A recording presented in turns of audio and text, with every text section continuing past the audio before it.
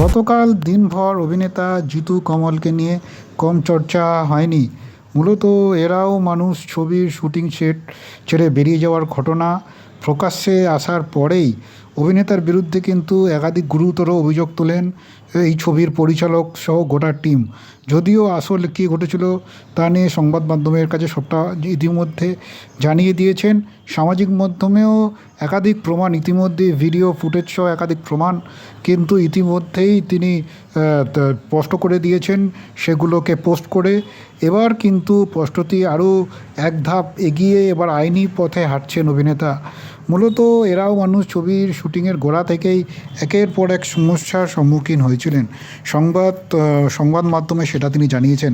প্রথম দিকে গুরুতর অসুস্থ হয়ে হাসপাতালে ভর্তি হতে হয় অভিনেতাকে। মূলত তারপর জিতুর বিরুদ্ধে অভিযোগ উঠেছিল পরিচালকের তরফ থেকে। তিনি নাকি প্রথম দিন থেকেই স্পট বয় থেকে ফ্লোরের অনেকের সঙ্গে দুর্ব্যবহার করেছেন। শুধু তাই নয়, তিনি নাকি জানিয়েছিলেন প্রযোজনা সংস্থা বা পরিচালককে যে 10 ঘন্টার বেশি শ্যুটিং তিনি করতে পারবেন না, আর যদি করেন 1 ঘন্টার জন্য নাকি 1.5 লাখ টাকা অতিরিক্ত পারিশ্রমিক নেবেন। শ্যুটিং শুরুর কথা বললে অভিনেতা পায়ে হাত দিয়ে ক্ষমা চাইতে বলেন, তারপরে নাকি তিনি বেরিয়ে যান। এরপর নির্মাতাদের তরফে তার সঙ্গে ছবির চুক্তি ইতিমধ্যে বাতিল করা হয়েছে।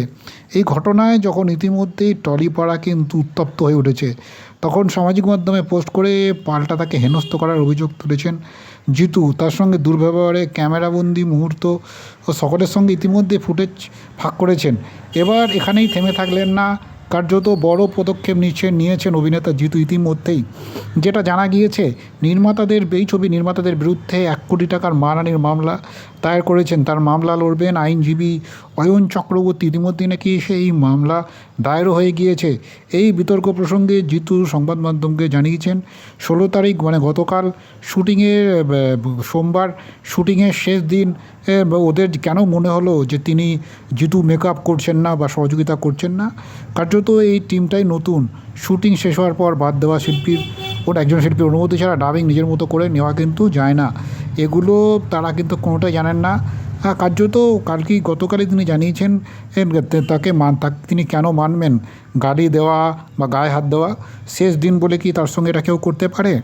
মূলত পায়ে হাত দিয়ে ক্ষমা চাওয়ার কথা তাকে নাকি বলা হয়েছে, কিন্তু কেন সেটা তারা কেন সেই কারণ যখন জিতু জানতে চান, সেই বিষয়ে কিন্তু তার কাছে কোনো স্পষ্ট কিছু বলেননি। কার্যত গতকালই তিনি জানিয়েছিলেন সংবাদ মাধ্যমে, সেই ব্যক্তি যার নাম অমিত তালুকদার কার্যত তাকে যেভাবে থ্রেট দিয়েছিলেন অরূপ বিশ্বাস এবং প্রিয়া সেনগুপ্তর লোক বলে।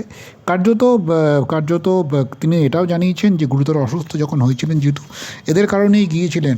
আর এবার কার্যত সেই আইনি পথেই তিনি কিন্তু হাঁটছেন জিতু। কার্যত এই ছবি থেকে যখন তাকে চুক্তি থেকে তাকে বাদ দেওয়া হলো, আর ফলে তো তার বিরুদ্ধে যখন পাল্টা অভিযোগ আনছেন পরিচালকরা, তখন কিন্তু এবারও জিতু কিন্তু পিছিয়ে থাকছে না, তিনিও কিন্তু আইনি পথে হাঁটলেন। কার্যত জিতুর এই অভিযোগ যদি সত্যি প্রমাণিত হয় শেষ পর্যন্ত, তাহলে এই মুহূর্তে টালিগঞ্জ বা টলিপাড়া যে থ্রেট কালচার, কয়েক আগেই অভিনেতা দেবও যে থ্রেট কালচারের কথা বলেছিলেন এক সংবাদ মাধ্যমে, কার্যত সেটাও কিন্তু আরও একবার প্রাধান্য পাচ্ছে। এখন দেখার আগামী দিনে এই আইনি জটিলতা জল কোন দিকে বা কতদূর গড়ায়।